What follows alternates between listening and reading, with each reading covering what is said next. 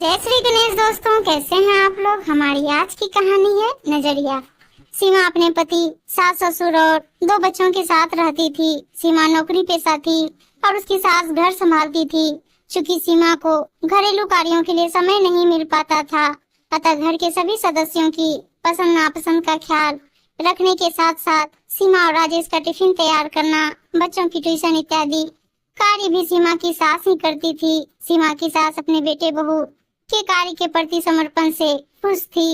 एक दिन अचानक सीमा की सास की तबीयत कुछ खराब हो गई, अतः सीमा को अपने और राजेश के टिफिन के साथ साथ बच्चों के टिफिन और पूरे परिवार का नाश्ता बनाना पड़ा।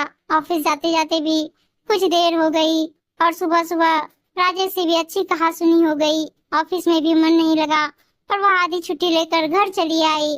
घर पहुंची तो पाया कि सासू माँ ससुर जी को खाना खिला रही है।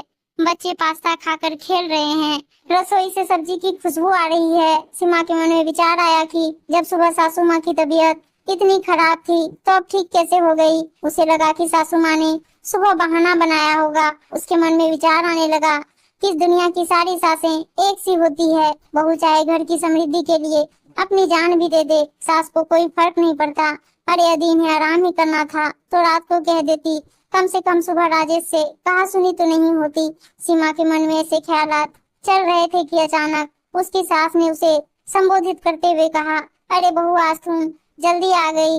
चलो अच्छा हुआ, तुम्हारे पसंद की मटर पनीर की सब्जी बनाई है। जल्दी से हाथ मुंह धोकर आ जाओ और खाना खा लो। और हाँ राजेश, मेरी दवाई लेकर आया था, उसे भी खाना खिलाकर भेजा है। बच्चे पास्ता की जिद कर रहे थे तो उन्हें भी बनाकर खिला दिया। सीमा चुपचाप खड़ी सब सुन रही थी। उसने व्यंग से पूछा, सासू माँ, आप तो बिल्कुल बड़ी चंगी लग रही हैं। सुबह तो आप बेसुध सो रही थी, लगता है दवा जल्दी असर कर गई। सासू माँ ने कहा, नहीं बहू, दवा में इतना असर कहाँ, वह तो मैंने अभी तक ली भी नहीं है।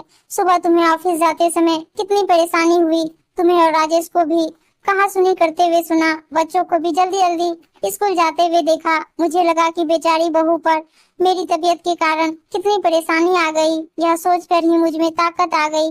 वैसे तू चिंता मत करना, बीपी कुछ हाई आया है, थोड़ी शुगर ज्यादा है और इस उम्र में कोलेस्ट्रॉल तो थोड़ा बढ़ा हुआ रहता ही है। इतना सुनते ही सीमा की आंखें छलक पड़ी। वह सोचने लगी कि मेरा नजरिया कितना गलत था, मैं कितनी बुरी हूँ। मैंने तो ढंग से सासू माँ की तबीयत भी नहीं पूछी और अपनी तबीयत खराब होने पर भी हम सभी के बारे में कितना कुछ सोचकर अपने कर्तव्य के निर्वाह में लग गई। सचमुच मेरा दृष्टिकोण कितना गलत था। उम्मीद है दोस्तों कहानी अच्छी लगी होगी और अच्छी अच्छी कहानियां सुनने के लिए चैनल को सब्सक्राइब जरूर कर लीजिएगा। धन्यवाद दोस्तों।